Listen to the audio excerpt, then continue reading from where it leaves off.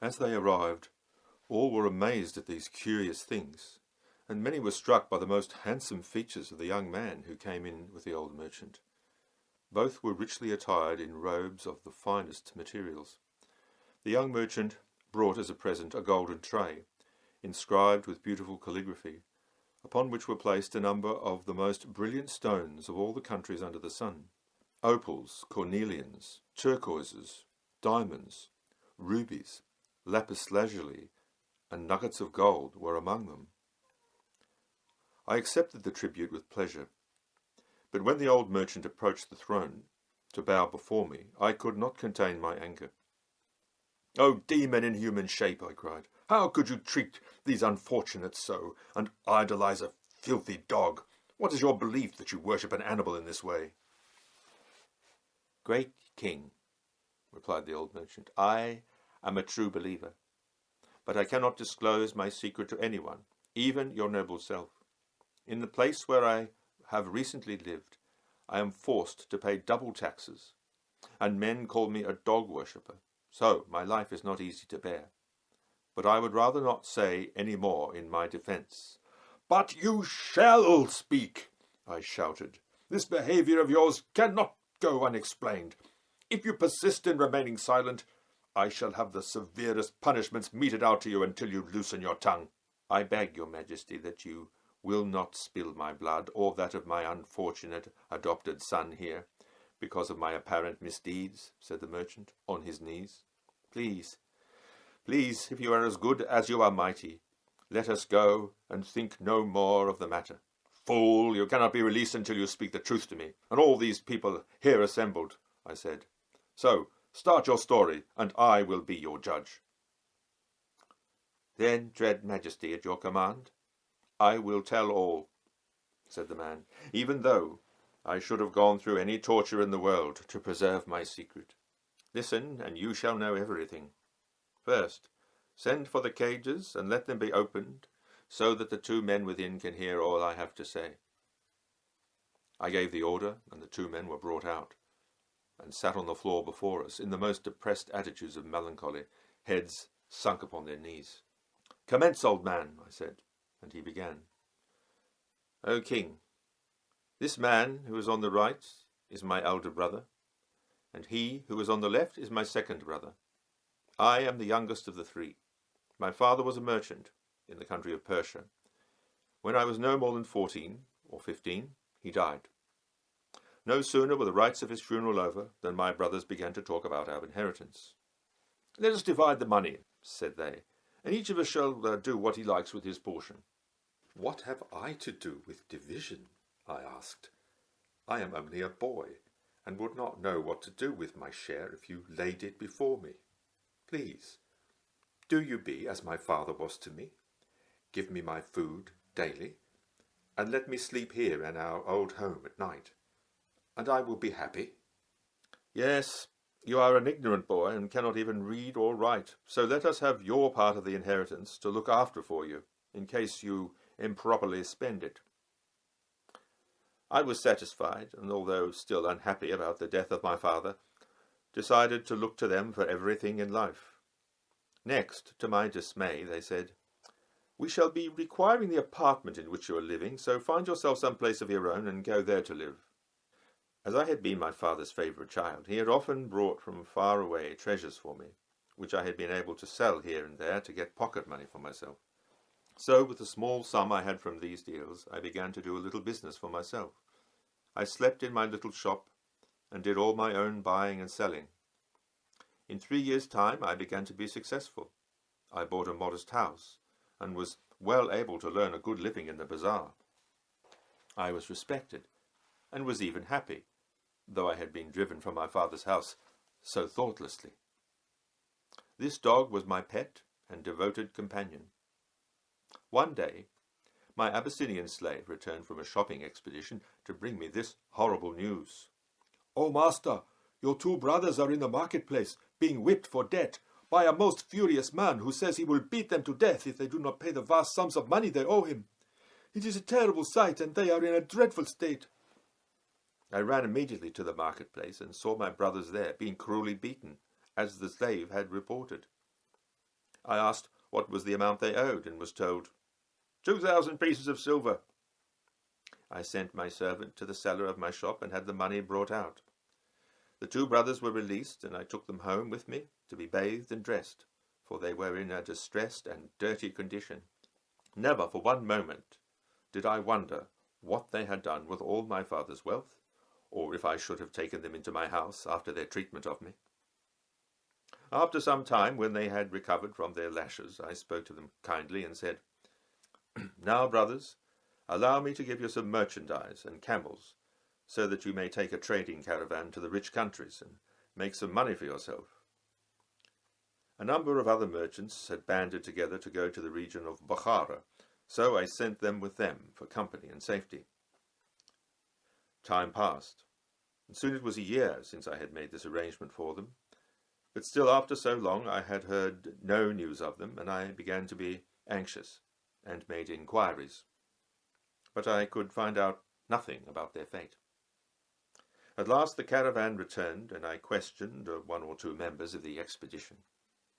Ah, yes, they said, your brothers reached Bukhara safely, but they began to game and dice with all and sundry, and frequented not only gambling dens. One of them lost everything he owned that way, and is now a sweeper at the gambling house, and waits on all who go there. The other brother became entangled with the daughter of a fig juice merchant, and spent all his money on gifts for her.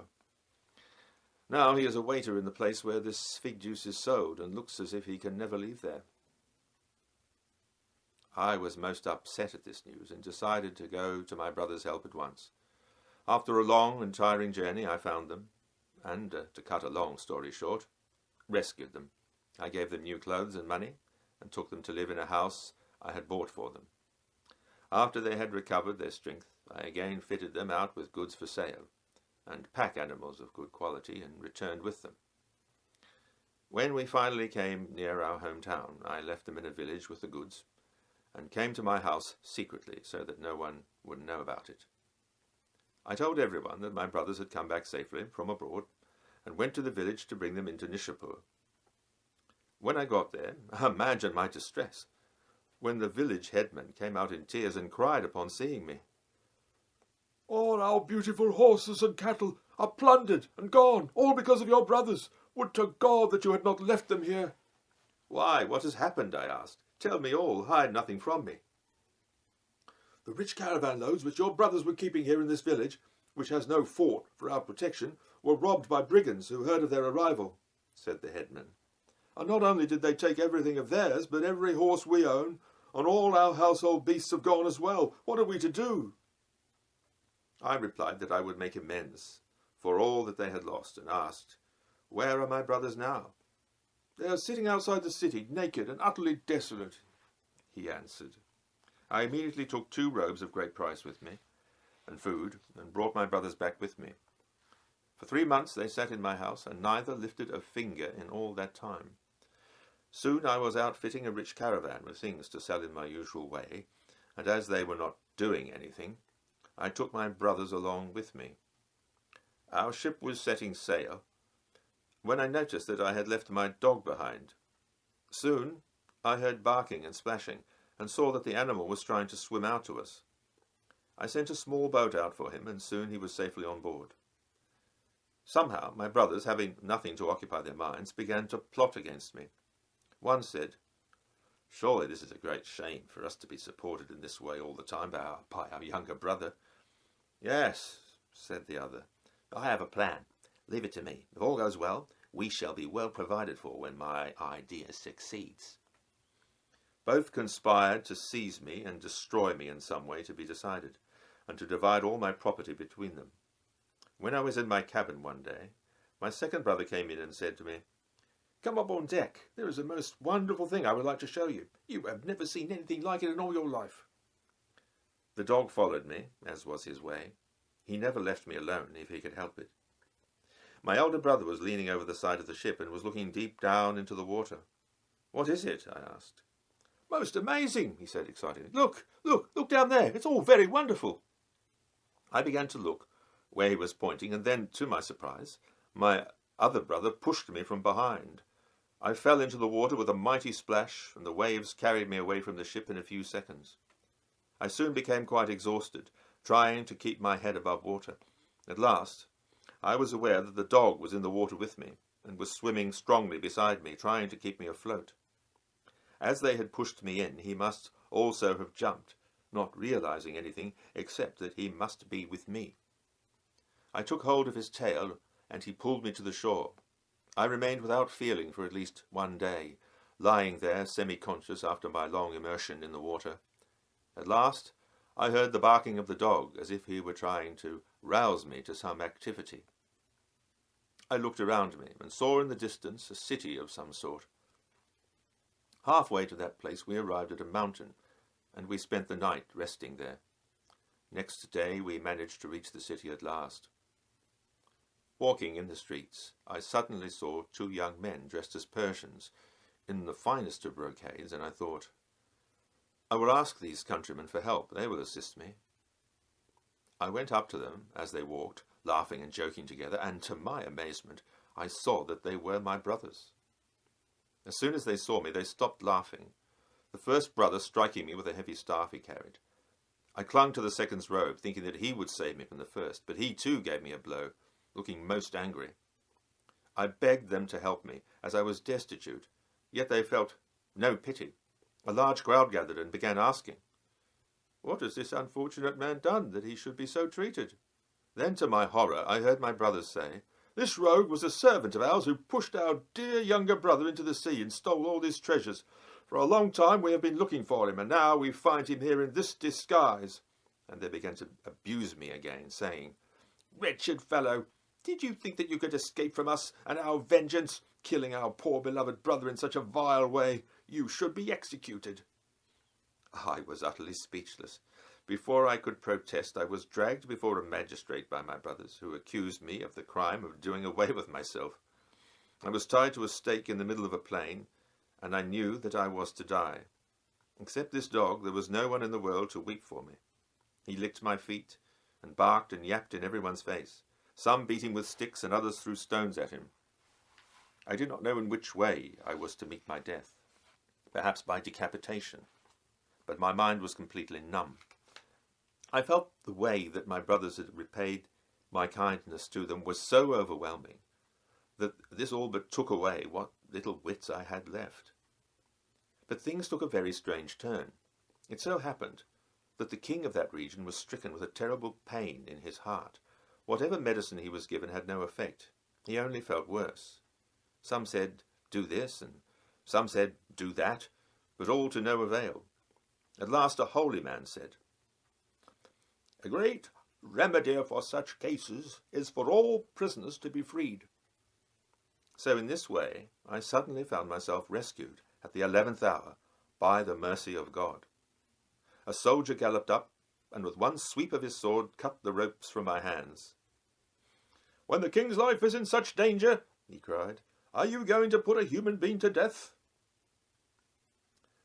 I was free, and wandered about, not knowing what to do with myself or where to turn for my food. But my wicked brothers had not finished with me. They had given a large bribe to an official, and I was seized and put in a prison cell on some trumped-up charge, without food or water. "He will soon die," said the brothers to each other. "He cannot remain long in that state." Now this cell was deep in the middle of a mountain, which must have been one of the properties of King Suleiman, the ruler of jinn and enchanted beasts.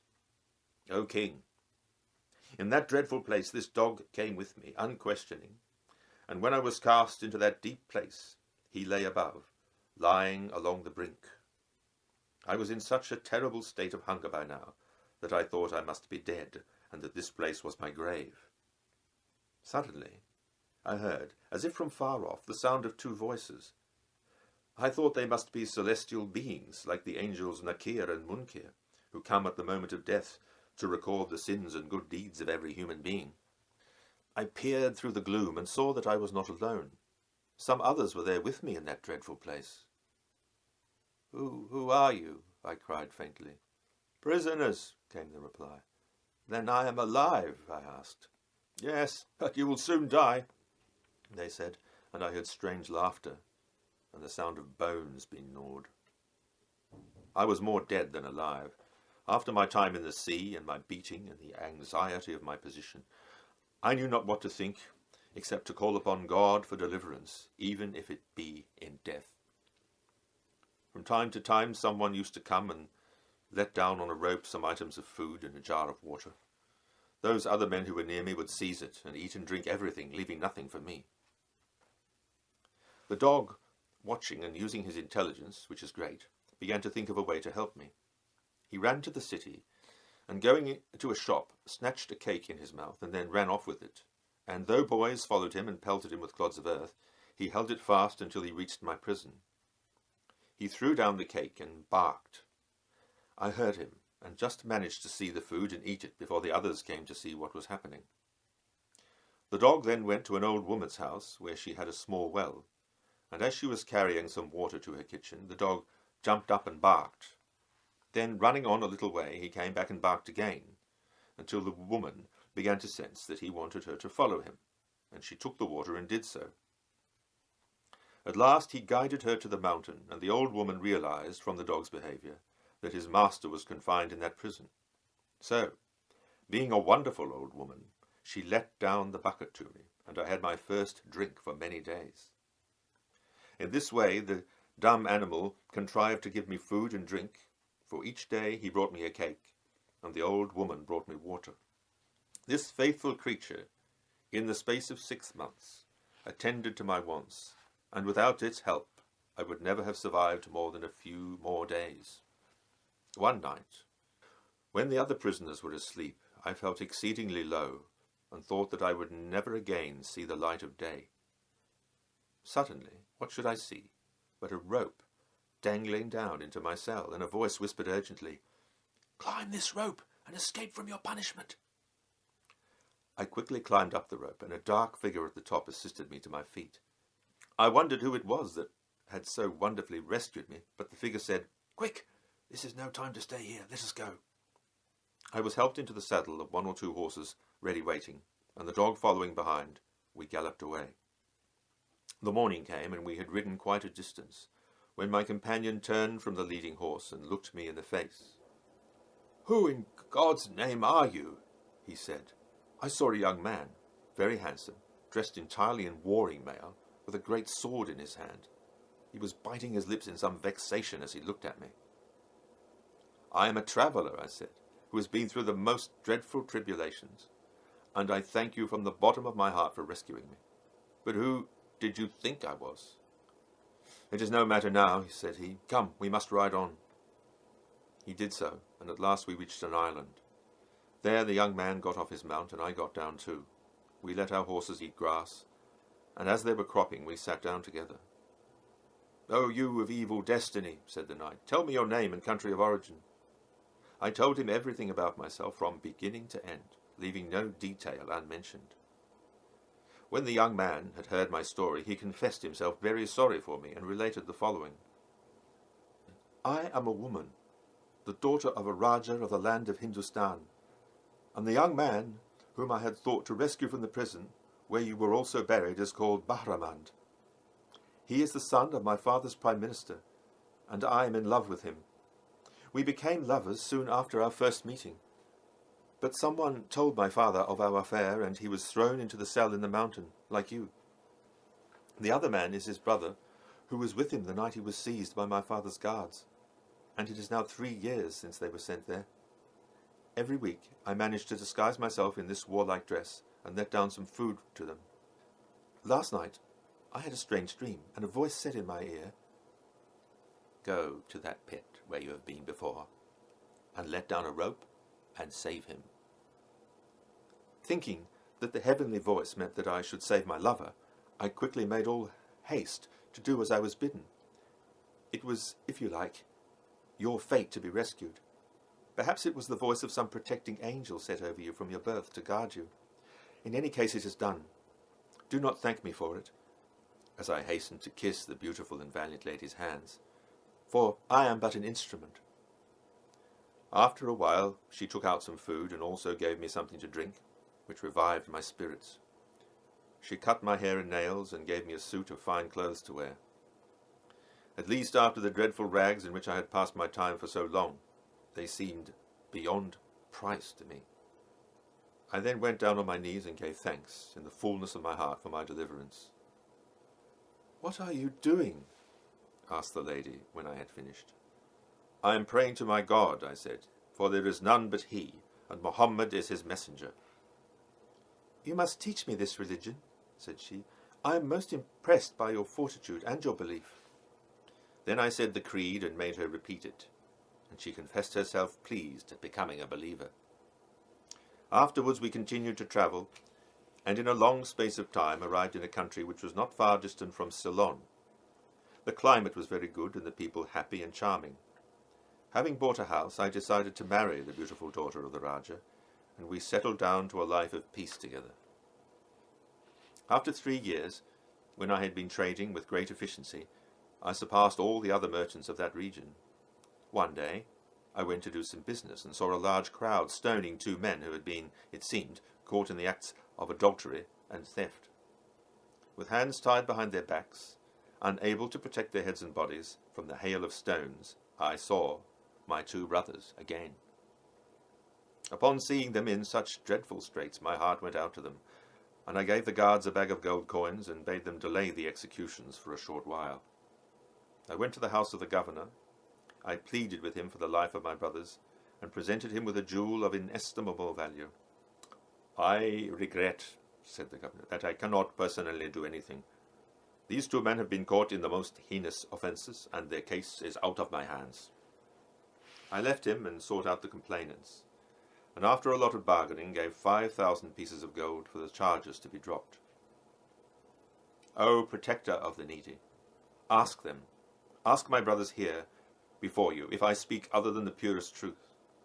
I got them released. I gave them a place to bathe, dressed them in new clothes and boots, provided fine turbans for them and jewelled belts of finest silver. I took them to my home, and they lived on the fat of the land once more. When I was out riding, they remained in the house. One day my wife, whom I had not introduced to them for my own reasons, was coming back from the baths, and the wind chanced to blow aside her veil. No sooner had my second brother, who was lying on a sofa in the reception-room of our house, seen her face, than he became enamoured of her. He told my other brother, and together they formed another plan of killing me. I used to say to myself, "Praise be, they do not seem to be doing anything which is wrong any more." But, as Sadi says, to show clemency to the wrongdoer is to expose the innocent to evil. One day my elder brother began to sigh and pine, for he said he was heart-weary for a sight of our native country of Persia. Then the other brother, too, started to weep. "If you wish to return home, by all means do so, brothers," I said. "I will go with you also." I said to my wife that they were homesick, but she, sensible creature, said, "Do not, my dear, be deceived by them. I fear that they might have some dreadful plan afoot to do you harm. I cannot, somehow, ever trust them after all they have done." I could not feel it in my heart to be against them any more, so I soothed her, and saying goodbye, we set off. I was elected leader of the caravan, and when we made our first stop, sat down with my brothers to eat. "There is a wonderful place not far distant from here," said they, "with singing birds and trees of every sort, flowers of rare beauty, and rippling streams. Do let us go there tomorrow and stay a while to enjoy the marvels of nature." I agreed, and when morning came, I ordered my horse in order to get there more quickly. But they said, No, you must go on foot to savour the peace and tranquillity more fully." 2 grooms led the horses at a distance, and 2 servants brought the coffee pot and water pipe. On the way we amused ourselves by shooting arrows into the air, and after a while my brothers sent the servants off on some trifling errand. After a while I saw that instead of fountains and roses, trees and water, there was nothing but a vast, thorn-covered plain. I turned to ask what all this meant, and in that moment my dog barked in alarm.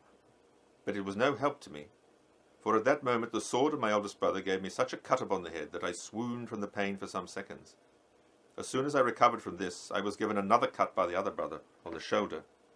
The dog tried to attack them, and defended me to the best of his ability, but it was no good.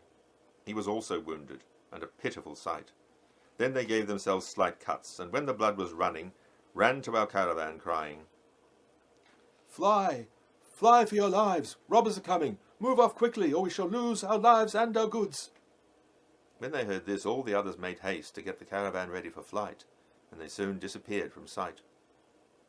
When my dear wife heard that I had been killed by robbers, she instantly took a dagger and killed herself, for fear of falling into my brother's power. O men! Never have such things happened to anyone as has happened to me. Look at these scars. And he took off his turban to show the great wound he had sustained from one brother's sword, and bared his shoulder to show the scar from the other's blade. When these brothers had, as they thought, got rid of me, they went away. I lay in my own blood, apparently dead, and my dog lay bleeding beside me, also unconscious with great loss of blood. Now the place where I was lying was in the country of Sarandib, and a very prosperous city was not far away. In that city lived a magnificent king, who had a wondrously beautiful daughter, whom many princes and potentates loved and wanted to marry. Riding on horseback near the spot where I lay, came this beautiful princess with some women companions. Seeing me, the servants ran to their lady and said, amid screams, "A poor man lies dying in pools of blood, his dog beside him in a terrible state, with wounds all over his body." On hearing this, the princess asked them to see if life still remained. "There is still breath," said an old woman, who placed her head on my chest. "Praise to the great idol," said the lady. "Let us take him and the hound to my garden." I was laid on a carpet and carefully carried into the princess's private garden. How lucky I was to have fallen into these generous hands. A doctor was sent for, and I was bathed and stitched, dosed and nursed. The princess herself sat at the foot of my bed, and with her own fair hands would give me a spoonful of honey or a goblet of sherbet. At last, when I was fully conscious again, the princess bent over me in her rosy-coloured veil sewn with pigeon-blood rubies of Ceylon, and asked, "Who could have done this to you? Has he not heard of the wrath and power of the great idol?" I could not speak. I was so weak with the loss of my life's blood, so I merely smiled faintly. The princess smiled also and said, "Rest, Persian, do not fear. You will be looked after here, for has not the great idol shown you great clemency by permitting you to survive?" Then the princess made a sign, and I was sprinkled with scented rose water of a rareness I had never smelt before, and I slept. After 40 days I was completely cured, and the princess rewarded the doctor hugely, and clothed me in finest linen. My good dog had also recovered with me, and never left my side. The princess was amused by my tales of travel and business, for I never touched upon my personal saga, and we became very friendly. One day she said to me curiously, "What is your life story, and how had this accident happened to you?" I then recited my true history from beginning to end, and the tears often came to my eyes as I poured out my heart to her kind attention. She wept too, especially when she heard of the death of my beloved wife, and said, "I will help you to forget gradually all that has hurt you." I said, "God preserve you. You have saved my life and given it back to me. For that I can never thank you enough." She used to sit with me late into the night, and her nurse sat there also with us, listening to our conversation and yearnings. When the princess went away and I was alone, I used to say my prayers. Once it so happened that she came to look for me when I was at my prayers, thinking I was in perfect security. The princess saw me on my knees and was surprised out of her mind. "Whatever are you doing?" she cried. "What are these peculiar postures?" She laughed loudly as I turned my head to the left and to the right, murmuring the last words of my salam alaikum. But her nurse, who was coming in behind, whispered, "It seems to me, Princess, that this man is a follower of Mohammed. He worships an unseen god." "Good heavens!" cried the princess, clapping her hand to her brow. "I had no idea that he was this sort of man. An unbeliever in the great idol. Oh, how great a mistake I have made, saving him and having him under my hitherto unpolluted roof." So, crying and in great distress, She went away. For days I waited, and still she did not come back to me. I waited in dismay for 3 days and nights, wondering what it was that had so upset her, for I saw no wrong in being a servant of Allah, and I did not hold it against her that she was an idolater.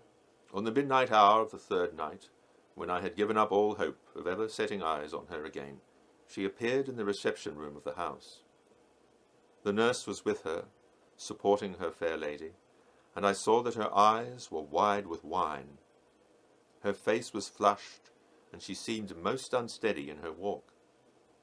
In her hand she held a bow and arrow of the finest ivory and gold. She sat down on the edge of the carpet and asked for a goblet of wine. After she had swallowed it in one gulp, she asked, "Oh, nurse, is that vile Persian who worships Allah still here, or has he gone?" No, lady, responded the woman. He is still here. "Tell him to come towards me," cried the princess. The nurse took me to her mistress, and I stood not far from her. I saw that she was in a great rage, and that her body shook with anger. She gave me a glowering look and said to her nurse, averting her gaze from me, "If I kill this unbeliever with my own hands, will the great idol pardon me or not? Have I not committed a crime in the great idol's eyes by keeping him here and by feeding him under my roof?" "Princess," replied the nurse, "your highness did not know that he was as he is when you saved him and brought him here. In your pity, you acted generously. No blame can accrue to you in that. Believe me, lady, the great idol will no doubt in time punish this man for the wickedness which he has done. Now, nurse," she said, her hand still on the bow, "tell him to sit down." The nurse asked me to do so, and I sank onto my knees. Then the princess drank another goblet of wine, which was very strong and red, and asked the woman to give me one also. "It will take away the pain of my arrow," she said in a half whisper. She looked at the nurse and said to her, "Do you want to go to your bed? You look tired, old woman." The woman took the hint, and yawning behind her hand made her obeisance and went away from our sight. "Foolish man," said the princess to me at last, looking at me for the first time since she came in. "What have you seen to be bad in our great idol that you take refuge in the powers of an unseen god?" "Lovely princess of Sarandip," I answered, "do please be reasonable, and think upon what I am about to say. A god who out of a clot created a beautiful creature like you, and has given you brain and heart, cannot surely be non-existent. What a cold, dead thing is an idol of stone, that it should be believed in. It was not created except as a stone by Allah. How can it give life as He does?" I then asked her to repeat the creed after me, which she did, hesitatingly at first, and then with more passion, until she was convinced. I threw myself at her feet and thanked her, and she became a true believer. When the morning came, she had thrown away her bow and arrows, and was mine entirely. "Now," she told me, "I am in some anxiety today, for at midday tomorrow I must marry my uncle's son, and he is an idol worshipper. What do you think my feelings will be if I have a child, and it should be brought up as an idolater?" "I must try and save you as soon as it can be arranged," I said, seriously, seeing her predicament. "I will now go and live in the caravanserai with the Muslims, and you go through the ceremony tomorrow. As I have to make arrangements to embark upon the next part of my journey, I will take you with me when I leave. Do not fear. I will come to you or send a message." "I will send my nurse to you frequently then, to keep you in touch with my movements," said she. "And when you send me a letter that all is prepared, I will give my nurse a cup of some strong drug that will put her to sleep immediately, and I shall come to you."